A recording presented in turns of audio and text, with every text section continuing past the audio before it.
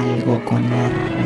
Algo con R. Ya abrimos espacio más precisamente a la compañía de Agustín Valle, Agustín Jerónimo Valle, profesor, investigador, ensayista y formado también en filosofía, en historia, editor de varios libros. El último, el que generó quizás más revuelo, Jamás tan cerca, la humanidad que armamos con las pantallas, del año 2022, editorial Paidós. Vamos a arrancar por acá, pero antes te saludo. ¿Cómo estás? Bien, bien, gracias. Gracias por la invitación.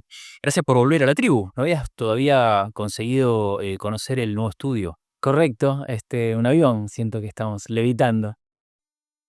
Agus, me quiero meter en el libro, estuvo circulando bastante, tuvo como una especie de emergente de nuevo después de aquel 2022, en algunos medios estuvo rebotando, y me parece interesante entrarle desde el título, desde el comienzo.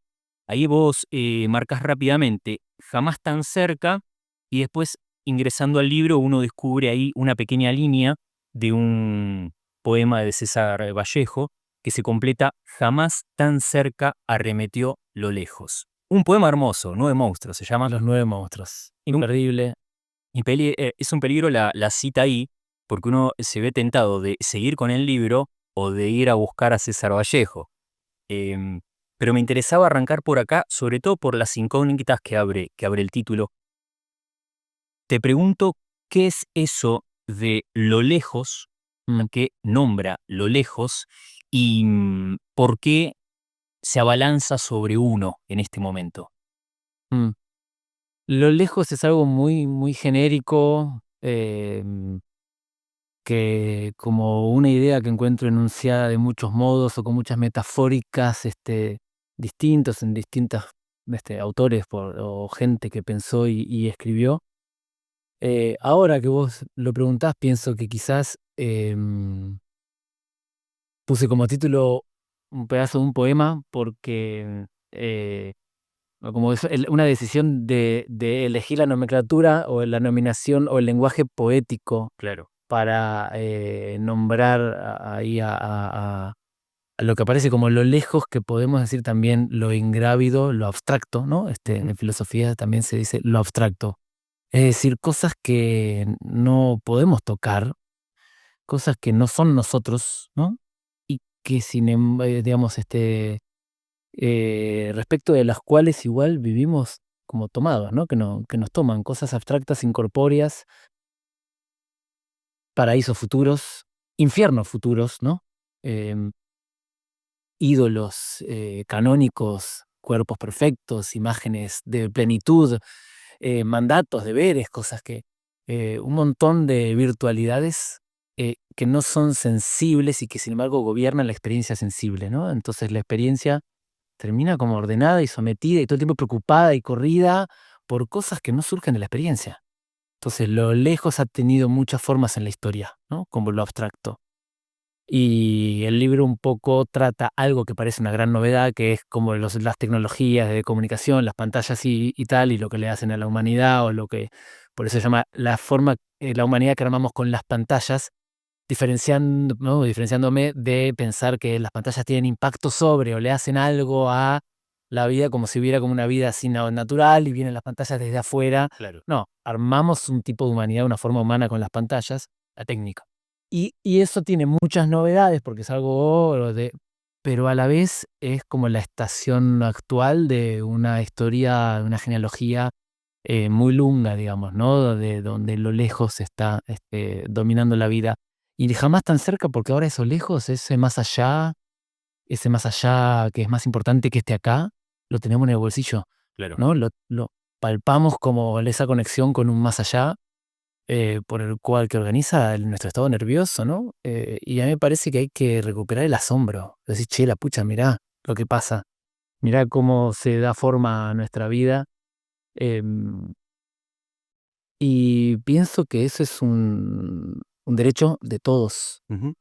¿Habría algo de lo que está ocurriendo que está como circulando por la mediósfera, vamos a ponerlo de esa manera, y está en acceso inmediato a este aparato que tenemos pegado al cuerpo permanentemente, que nos tiene fascinados y que promedia 5 o 6 horas de consulta diaria? Ese sería aquello lejos que se nos viene encima y que hoy es dominante en la experiencia cotidiana. Sí, sí, sí, tal cual. La mediosfera, ¿no? Como esa esfera incorpórea, inmaterial, creo que sin embargo es la clave del régimen material de la vida actual, ¿no? Em, y que tiene a esos cristales tan perfectos, ¿no? Esa superficie plana, perfecta, Sí. inmune a toda huella, ¿no? Que nos pide nuestra huella dactilar, pero es inmune a huella, no recibe marcas, ¿no? La experiencia no la marca. Y es realmente algo del orden de lo paradisíaco, en el sentido de que a través de ese umbral cristalino vemos figuras luminosas, tersas, perfectas, donde encima lo que no nos gusta lo mandamos a la nada instantáneamente. Una esfera luminosa donde aparte parece que está todo, ¿no? O sea, se sabe todo, es omnisciente, es omnipresente, es todopoderosa y además también es terrorífico, en el sentido de que hay un terror para mí en relación a la desexistencia por desconexión. Esas 5 o 6 horas, ¿no? Esa manija, esa sujeción celular, esa sujeción, ese agarre que tenemos con las pantallitas, eh, me parece que no puede entenderse sin contemplar también un fondo de terror, de que en esta época ya no sufrimos tanto la asfixia del encierro, sino el imperativo de conectarnos y que si nos desconectamos, si nos desactualizamos, chau, te caíste afuera de la existencia, porque existir es estar conectado. Entonces, creo que también como Dios, ¿no? También como el cielo, también como el espíritu abstracto, además de mostrar imágenes de ausencia de dolor, ¿no? Como de salvación, que ahora es una salvación así, ¡pam!, ¿no? Que Sí, instantánea, inmediata. y subís al cielo, también aterroriza. Agus, estamos en compañía de Agustín Valle, profesor, investigador, ensayista. Ahí se dice, yo me adjunto un poco con esta creencia, que esta relación que tenemos a través del aparato con lo que ocurre, ¿no? Con esta mediósfera donde ahí todo está, atenta contra nuestra experiencia cotidiana de la participación ciudadana, de nuestra vocación militante. Esta es una radio militante.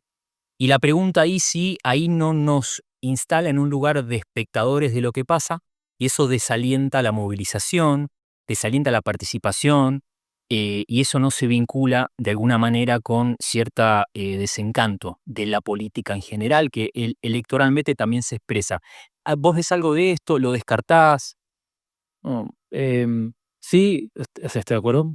Em, sí creo que las pantallitas, sí, los artefactos de conexión celular em, organizan una alienación, una enajenación que efectivamente son un perfeccionamiento histórico de la subjetivación de espectadores ahora hiperexpresivos, ¿no? Pero también como un modo de la impotencia, ¿no? O sea, de estar separado de tus fuerzas efectivas, ¿no? Entonces tenés como opinión crispadísima, tanto más crispado y tanto más violento, cuanto menos es tu fuerza inmediata, ¿no? Em, creo que el asunto que vos señalás tiene varios argumentos, lo que vos decís, ¿no? O sea, varios, también como la insensibilización que produce un vínculo con el mundo, un vínculo sensible con el mundo mediatizado por las imágenes virtuales, que pasan niños muertos de hambre al lado de videos del Diego y de que es un meme gracioso sobre Alberto como un bicho del fondo del mar. ¿Y qué sigue, no? Y vas. Empero, creo que los dispositivos también se le puede devolver la multiplicidad de sus usos, ¿no? O sea, los mismos artefactos con que se organiza la alienación pueden ser tomados por movimientos autónomos y subjetivantes, ¿no? O sea, por movidas propias, que tengan un sentido dispuesto por los dispositivos del cual los aparatos forman parte cotidianamente, ¿no? Dispositivo de distracción, dispositivo de crispación, dispositivo de estrés, dispositivo de terror, de disponibilidad permanente, pero me parece que hay usos impuros también de las redes y de las tecnologías y que entonces de pronto, no sé, si armamos una, seguramente los dispositivos nos van a servir, ¿no? Sí. Pero van a tener un efecto distinto al habitual, distinto al que tienen predispuesto. Entonces, en ese sentido, los convertimos en otro dispositivo, porque pasan a disponer otra cosa, ¿no? Cambiamos ahí el sentido del aparato. Pues si no, me parece que el riesgo es como una demonización, a veces hasta moralista, bueno. Sí. em, Agus, capítulo 4 del libro, el título es ¿Quién puede creer en los medios? Y uno de los subtítulos sugiere una respuesta, que es creencias nerviosas. Este es un medio de comunicación también, y se suele decir que hay un montón de gente engañada, ¿no? Que hay narrativas que cuentan lo que ocurre y que envuelven a las personas y las engañan. Y vos ahí decís, che, guarda, porque quizás hay, lo pongo en mis palabras, vos avanzás sobre las tuyas, que por ahí hay más un apego afectivo o un apego anímico a lo que se está diciendo o el tono en el que se está narrando lo que ocurre, y menos una cuentita más racional de esto es cierto, esto es verdad, esto así no ocurrió, ¿no? Ahí ocurre el enlace, si se quiere, pero Tal cual, sí, tal cual. Sí, me parece que es un problema como el de la hipótesis del engaño, no porque no haya engaños, ¿no? No porque no haya engaños, no porque no haya mentiras, sí, sino porque es muy fataliza, ¿no? Como que aumenta un determinismo del poder del poder, ¿no? Aumenta el determinismo del poder. sí. Si hay máquinas de engaño que pueden manipular a la gente, etc. Si nos perdemos de entender qué conexión, qué tipo de afirmación puede haber entre, bueno, teorías o versiones de cualquier tipo de cosa y una vida que adhiera a ellas. Em, ¿Milei entendió algo ahí entonces? Me parece que sí, o entendió algo o forma parte de algo. Como digo, como las olas entienden perdón, las gotas entienden la ola. Ajá. No sé cuánto entienden, forma parte. A mí me parece que, y en parte fue una de las cosas valoradas, el chabón, a diferencia de casi todo el resto de los personajes del teatro y la política, es más que son todos que actúan, ¿no? Sergio Massa, por ejemplo, está ahí, es un actor. Sí, sí. Este chabón es un personaje, Esto es un personaje. más que un actor. Entonces, Que bueno, no sonríe, ¿no? ¿eh? Que no sonríe. El primero que se candidateó negando la sonrisa, ¿no? Entonces ahí entendió algo, bueno, forma parte de algo que me pareció muy, bueno, muy interesante venir a señalar que esa improbabilidad, ¿no? Una improbabilidad gestual, traía información nueva, ¿no? Como que el conjunto social ya tenía en la boca las palabras del enojo, ¿no? De la rabia, porque esa ausencia de sonrisa, Tal cual. paradójico, busca interpelar tu odio, tu enojo. Paradójico para moverse con soltura en redes, donde ahí la sonrisa, un poco a pedido de la imagen y de la foto, gobierna, ¿no? Uno le saca una foto y muestra una cara de alegría, de felicidad. Pero quiero hacer un punto acá, porque quiero aprovechar algunos minutos para hablar de lo último que escribiste, entiendo yo, en la última crisis, en la número 68, a propósito de los 40 años de Gulp, el primer disco editado de Patricio Rey y sus redonditos de ricota. Recomiendo la nota, vayan a buscarla. Disco que sale, entiendo, se graba en el año 84, se edita en el 85, o sea, un contexto histórico fundamental para entender el lanzamiento del disco. Y ahí vos mencionás en la nota todo el tiempo a Patricio, ¿no? Patricio es de quien vos estás hablando. Y yo, lector, imagina a este mito banda al mismo tiempo, y me interesaba preguntarte qué fue ¿para qué llegó Patricio en ese momento de la Argentina? ¿Qué vino a decir? ¿Qué quería? ¿Qué trajo consigo en ese 84-85 de la historia argentina? La pucha. Em, ¿Para qué vino? Digo, uno puede leer qué pasó, o sea, qué efectos tuvo. ¿Que acaso es por qué fuerza fue tomado? A ver, ¿con qué fuerza se pudo encontrar? Digo, y entonces uno después que inventa una lectura como causal, ¿no? O sea, tenía este sentido y es lo que pasó en realidad, ¿no? Hay una entrevista, habrá dos, hay una entrevista a Patricio Rey.